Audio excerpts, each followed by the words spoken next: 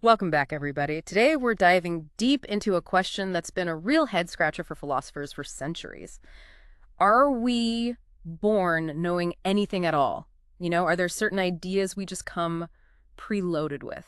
It's a fascinating question. Really is. And you sent us some incredible material on this, all about innate ideas, specifically focusing on the ideas of René Descartes. So, are we born with a set of preloaded concepts, or is our mind like a blank slate at birth, just waiting to be filled with all those experiences we have? Right. We're going to explore Descartes' arguments, unpack some really compelling examples, and, maybe even uncover some surprising connections to how we think about knowledge today. To help us unravel this philosophical knot, I've got our expert here with me. Thanks for joining us. Happy to be here. It's a topic that, still sparks debate even centuries later. Yeah. Oh, absolutely. And Descartes was a major player in this debate, right? I mean, he was totally convinced that some ideas are just inherently part of us. But to understand why he believed this so strongly, maybe we should start with a little historical context. Definitely. So Descartes was writing in the 17th century, a time of intense intellectual ferment. There was a real clash of ideas between, well, on one side you had the rationalists who believed that reason was the primary source of knowledge. Okay. And then on the other, the empiricists. They emphasized the role of experience. Okay. Descartes was firmly in the rationalist camp, challenging the then popular empiricist views of thinkers like John Locke. Ah, Locke, the blank slate guy. So Descartes was really pushing back against the idea that our minds are totally empty at birth, just like waiting to be filled by all those sensory experiences. Exactly. Locke argued that everything we know comes from our senses, our interactions with the world. Right. Descartes, though, he believed that we come equipped with certain fundamental concepts, these so-called innate ideas. And for him, these formed the bedrock of all other knowledge. Okay, so what kind of ideas are we talking about here? Because I know the material you sent mentions some pretty heady examples. Oh, for sure. For Descartes, the idea of God was like a prime example of an innate idea.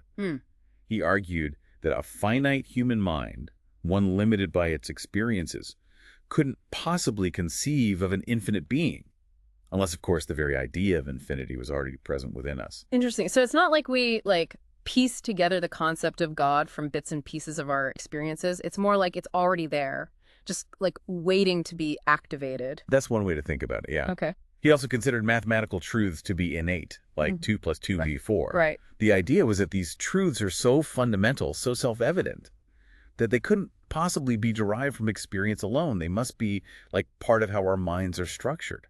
It's like they're built into the operating system of our brains. Okay, that's fascinating.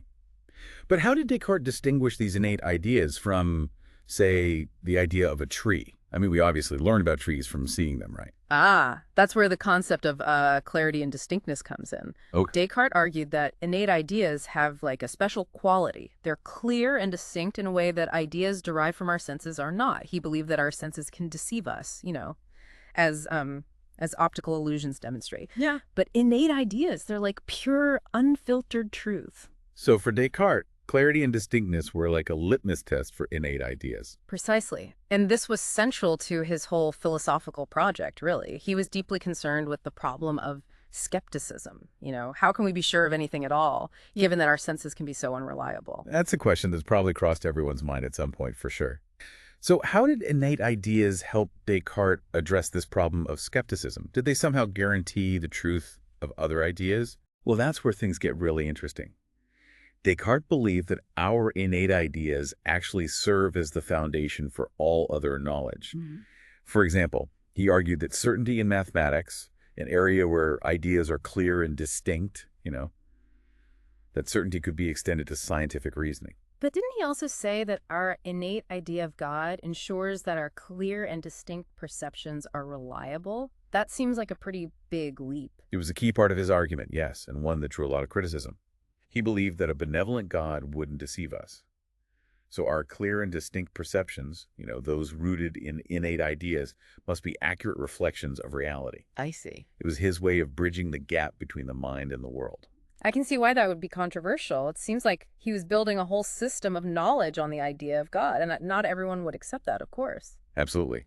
And that brings us to some of the challenges and counter-arguments that were raised against Descartes' theory. Even back then, not everyone bought into the idea of innate ideas. One of the most prominent critics was John Locke, who we mentioned earlier. Right, the blank slate advocate.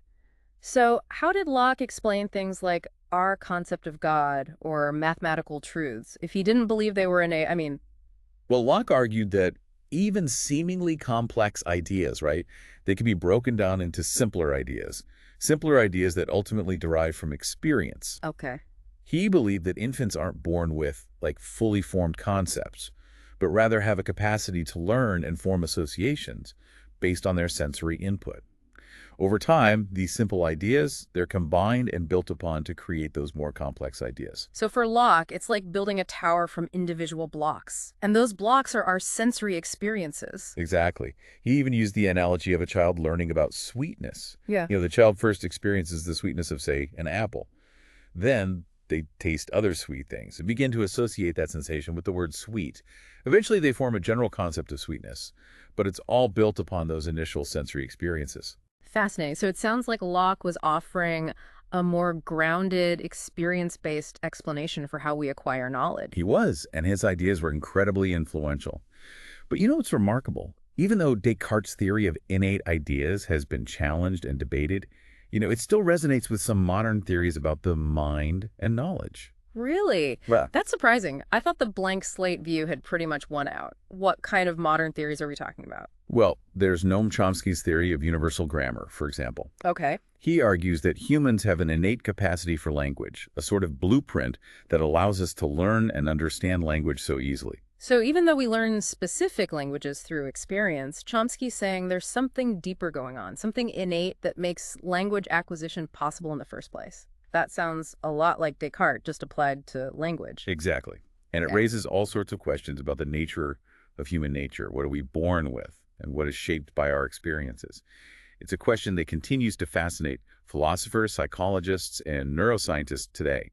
And I bet our listener is eager to hear how these modern theories connect back to the debate about innate ideas. But before we dive into that, I think we should unpack Descartes' ideas a bit further. He didn't just believe in innate ideas, right? He also made a distinction between different types of ideas, didn't he? You're right. He distinguished between innate ideas, adventitious ideas, and factitious ideas. Okay. And this distinction was crucial to his argument about the foundation of knowledge. Okay, so let's break that down. We've already talked about innate ideas, those foundational concepts like God and mathematical truths. What about these adventitious ideas? What did Descartes mean by that? Well, adventitious ideas are the ones we get directly from our senses, right? Think of the color of a rose, the Mhm. sound of thunder, or the feeling of heat from a fire.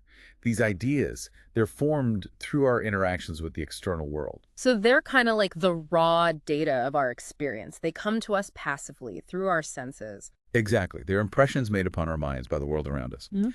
But Descartes argued that these adventitious ideas are not always reliable. They can be, misleading, distorted, or even completely false. Right, because our senses can be fooled. Like when we see a mirage in the desert or mishear a word in a noisy room. So if adventitious ideas it can be unreliable, what about that third category? The factitious ideas. What are those? Factitious ideas are the ones we create ourselves through our imagination, our intellect.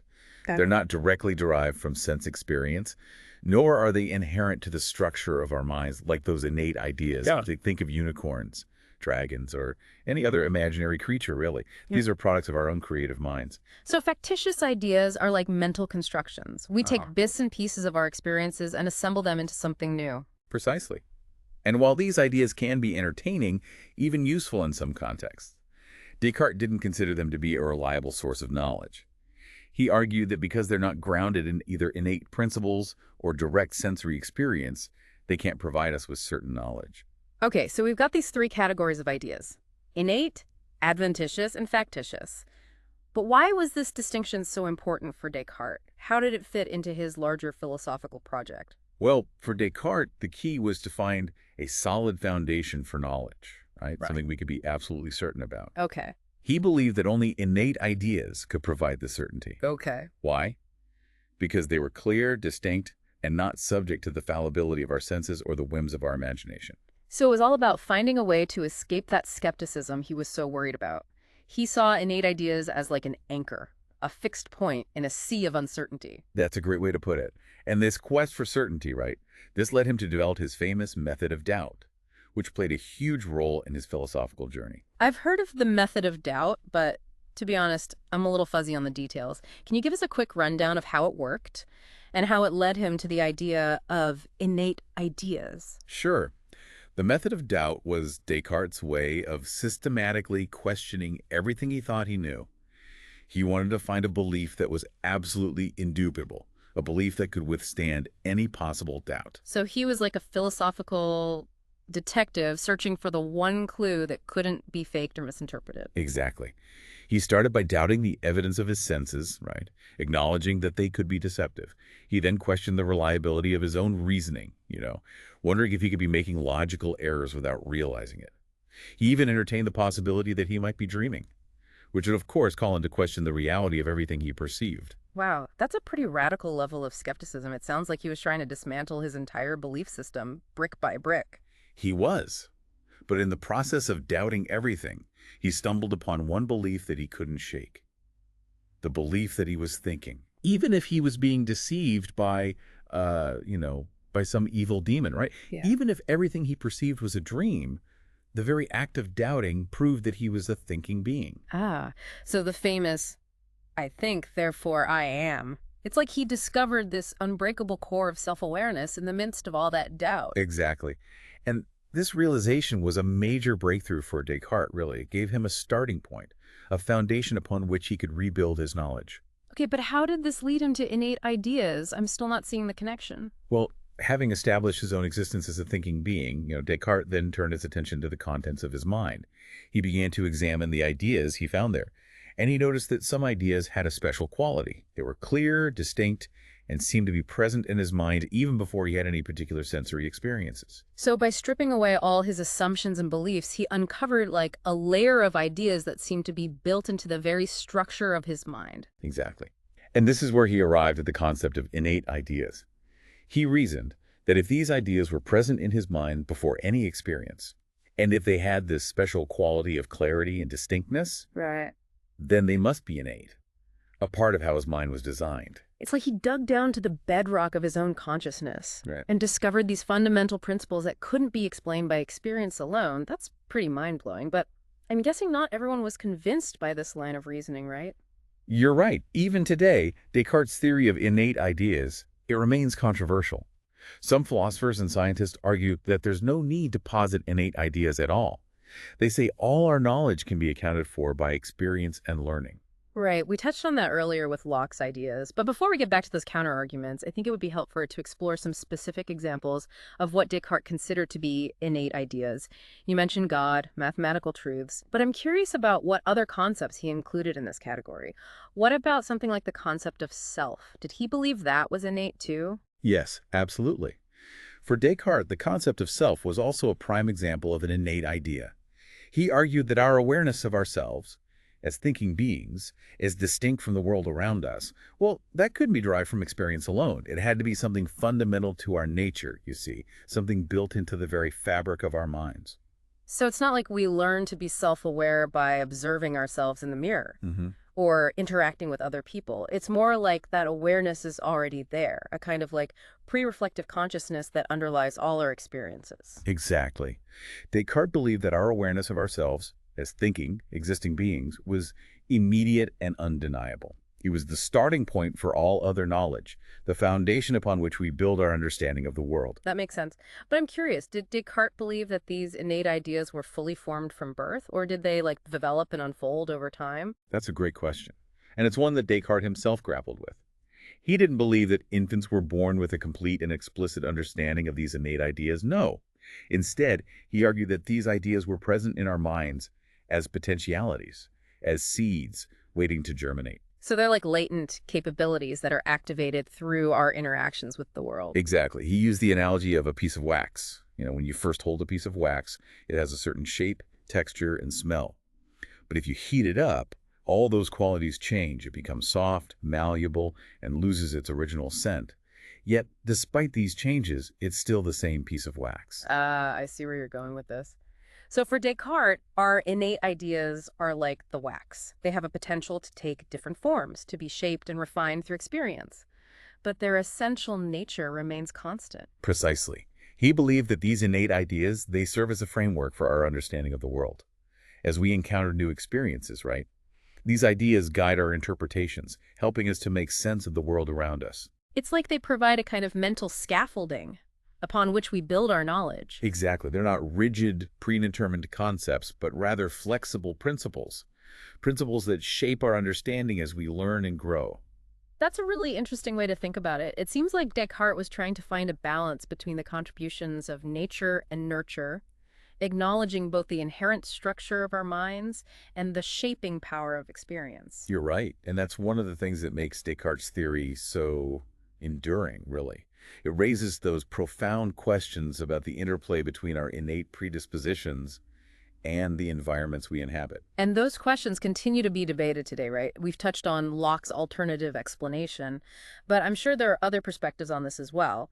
What about more modern theories of the mind? Do any of them connect back to Descartes' ideas? Absolutely. In fact, there are some fascinating parallels between Descartes' theory of innate ideas and contemporary research in fields like cognitive science and evolutionary psychology. This is where it gets really interesting. I'm eager to hear about those connections.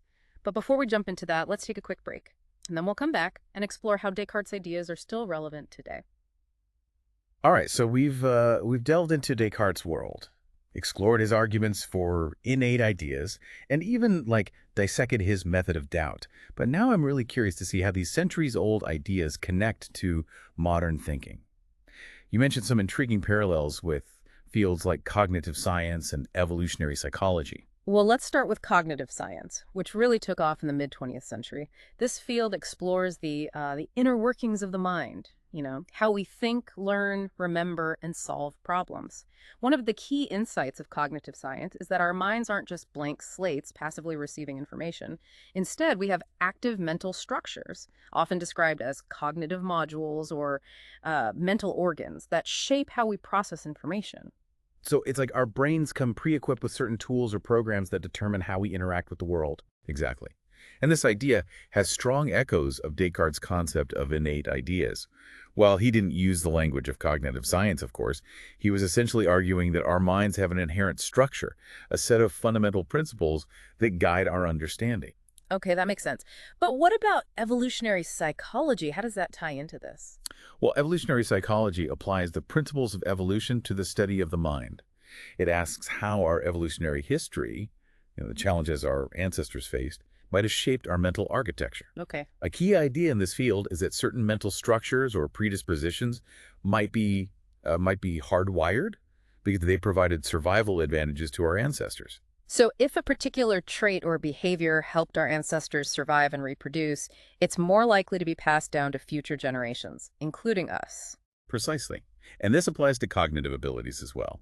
For example, evolutionary psychologists argue that our capacity for language, our ability to form social bonds, and even our tendency to fear certain things like snakes or spiders, right, might be rooted in our evolutionary past.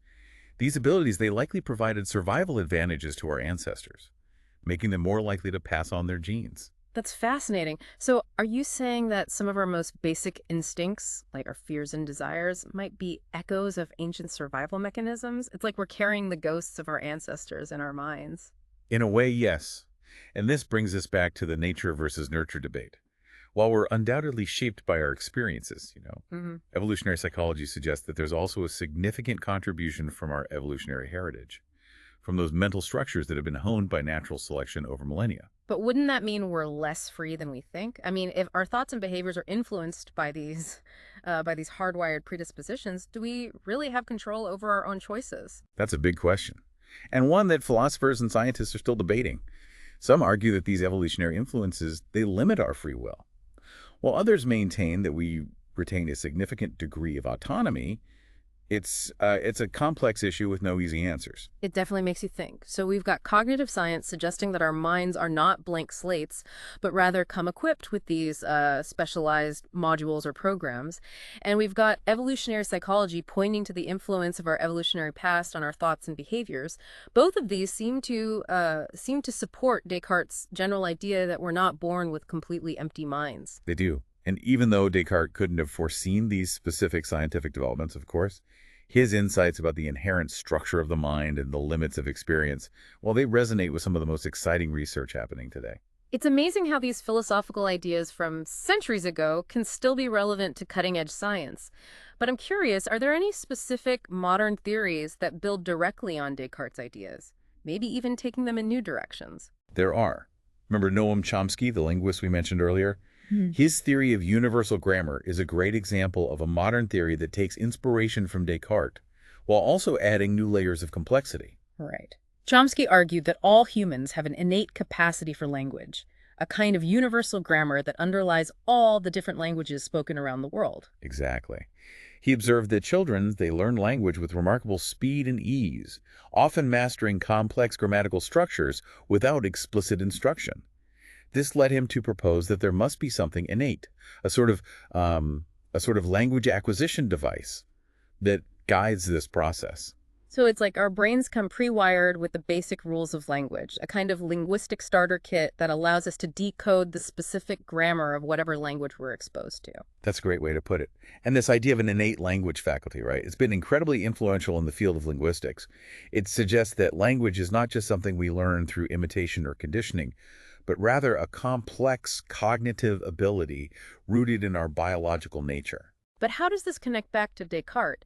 It seems like Chomsky is talking about a specific mental module for language, while Descartes was more focused on general principles of knowledge and understanding. That's true, but there's a deeper connection. Both Descartes and Chomsky are challenging the empiricist view, that view that our minds are purely products of experience. They're both arguing that there are innate structures in our minds, structures that shape how we learn and interact with the world.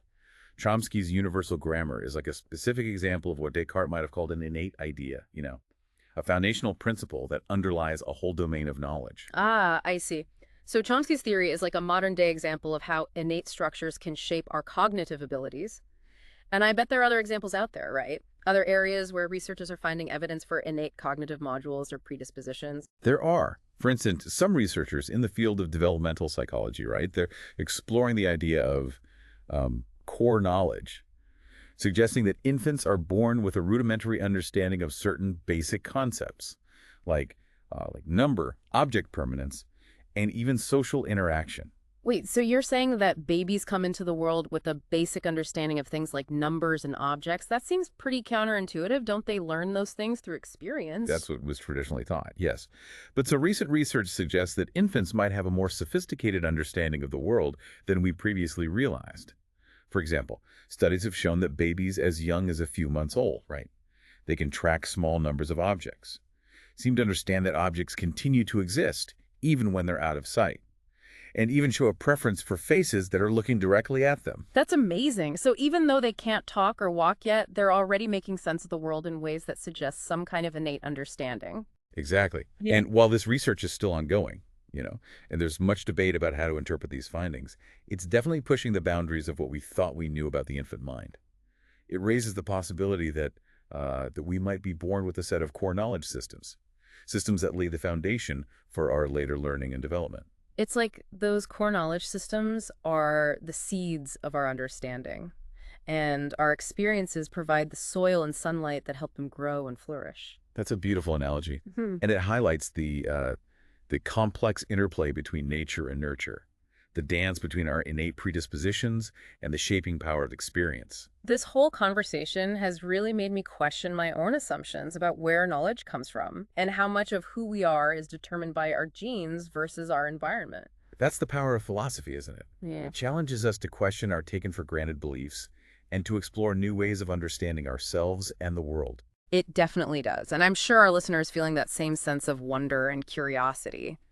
But before we get too carried away with these modern theories, I think it's important to acknowledge that Descartes' original theory of innate ideas, well, it's also faced some pretty significant criticisms over the years. You're right, and some of these criticisms are still relevant today, even in light of these modern theories we've been discussing. Okay, so let's shift gears a bit and explore some of the challenges and counter-arguments to Descartes' theory. We touched on John Locke's ideas earlier, but I'm sure there are other critics as well. There are. One of the most common objections to the idea of innate ideas is that it's difficult to prove their existence. Critics argue that even seemingly innate knowledge, It can be explained by early learning experiences that we've simply forgotten. So it's like we might have learned something so early in life, maybe even in the womb, that it feels like we were born knowing it. But it's actually a result of experience. That's the argument, and it's a tough one to refute, because it's hard to disentangle the contributions of nature and nurture, especially in the early stages of development. It's like trying to unravel a tangled knot. How can we be sure which strands were there from the beginning and which were added later? Exactly. And this leads to another criticism, the lack of universality. If these ideas are truly innate, shouldn't they be present in all humans, regardless of their culture or upbringing? But critics point out that there's considerable variation in beliefs and knowledge across different societies. How can we reconcile this diversity with the idea of universal, innate ideas? That's a good point. I mean, if the concept of God is innate, why do some people believe in God while others don't? And why do different cultures have such different conceptions of God? Those are questions that have puzzled philosophers for centuries, and they highlight the challenge of reconciling the idea of innate ideas with the undeniable diversity of human thought and experience. It seems like this debate about innate ideas ultimately boils down to the question of what it means to be human. Are we primarily products of our genes, hardwired with certain predispositions? Or are we shaped by our environments, blank slates upon which experience writes its story? That's the heart of the matter. And while we may never have a definitive answer, exploring these questions pushes us to think more deeply about the nature of knowledge, the origins of our beliefs, and the complex interplay between our biological inheritance and the worlds we inhabit. And that exploration, that quest for understanding, is really what this deep dive is all about. But before we wrap things up, I want to loop back to something you said earlier about the connection between innate ideas and the problem of skepticism. Can you remind us how Descartes used innate ideas to address this philosophical challenge? Sure. Remember that Descartes was deeply concerned with the possibility of being deceived by our senses or even by an evil demon. He wanted to find a foundation for knowledge, something he could be absolutely certain about.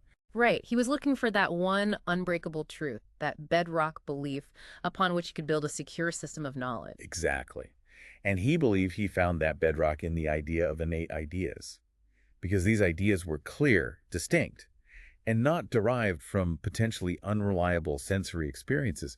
He considered them to be immune to doubt. They provided him with a starting point, you see, a foundation upon which he could build a system of knowledge that was resistant to skepticism. So it's like innate ideas were his way of escaping the trap of doubt. They were his anchor in a sea of uncertainty. And that's a great way to put it. And while not everyone agreed with his approach, of course, it was a brilliant attempt to grapple with one of the most fundamental problems in philosophy. How can we know anything for sure? It's a question that's still relevant today, isn't it? In a world of misinformation and fake news, it's more important than ever to think critically about the sources of our knowledge and to be aware of our own biases and assumptions. Absolutely. And I think that's one of the most valuable legacies of Descartes' philosophy. He reminds us that knowledge is not something we passively receive, but rather something we actively construct. And that construction process is always shaped by our pre-existing beliefs, our cognitive biases, and even perhaps by those innate structures of the mind that he was so fascinated by. It's a reminder that we're all participants in the creation of knowledge, not just passive observers. And that's a pretty empowering thought. But before we go too far down that rabbit hole, I think it's time to bring this deep dive to a close. Sounds good to me. It's been a fascinating journey through the history of ideas. It really has. We started with Descartes' revolutionary concept of innate ideas, explored the arguments for and against his theory, and even uncovered some surprising connections to modern scientific research. I'm sure our listeners wondering, what's the takeaway from all of this? It's been a real deep dive, to say the least. It really has. We've covered centuries of thought in a short amount of time. Exactly. That's why we have you here. So to bring it all home, what are the key takeaways for our listener? Why does Descartes and this whole debate about innate ideas still matter today? I think one of the biggest takeaways is that, while Descartes might not have had all the answers, he has some incredibly important questions. Questions that, that we're still grappling with today, like where does our knowledge come from? What are the limits of reason? What does it mean to be human, even? It's funny. We've talked about some pretty complex ideas, but somehow it all feels incredibly personal, These questions aren't just abstract philosophical puzzles, but things that touch on the very core of who we are. Exactly. And I think that's why this debate about innate ideas continues to fascinate us. It forces us to confront those fundamental questions about human nature, about the interplay between our biology and our experiences. It's like we're trying to understand ourselves, to figure out what makes us tick. And that's a journey that never really ends, does it? It doesn't. And I think that's Yeah. one of the most exciting things about, about studying the mind. There's always more to discover, always new questions to ask. Okay, so let's leave our listener with a final thought-provoking question, something to chew on as they go about their day. We've talked about Descartes' belief in innate ideas and explored how some of those ideas resonate with modern theories.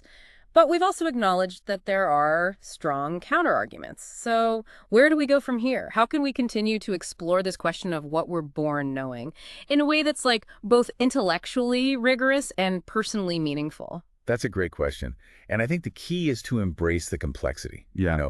To acknowledge that the nature-nurture debate isn't a simple either-or proposition. It's not about choosing sides, but rather about appreciating the intricate interplay between our biological inheritance and the environments we inhabit. So it's not about saying it's all in our genes or we're blank slates shaped only by experience, but rather about recognizing that both nature and nurture play a role, and that the challenge is to understand how those forces interact and shape who we are. Exactly. And I think that's where the real excitement lies. As we delve deeper into the workings of the mind, as we develop new tools to study the brain and behavior, well, we're gaining a more nuanced understanding of this complex interplay. It's like we're piecing together a giant puzzle, and each new discovery adds another piece, bringing us closer to a complete picture of what it means to be human. I love that analogy. And I think the most important thing is to stay curious, to keep asking questions, and to be open to new ways of thinking about ourselves and the world. Beautifully put. I think that's the perfect note to end on. A huge thank you to you, expert, for sharing your insights and expertise with us today. It was my pleasure. These conversations are always so stimulating. And to our listener, thanks for joining us on this deep dive into the fascinating world of innate ideas. We hope you've gained some new perspectives and maybe even sparked some new questions of your own. Until next time, keep exploring and keep those minds engaged.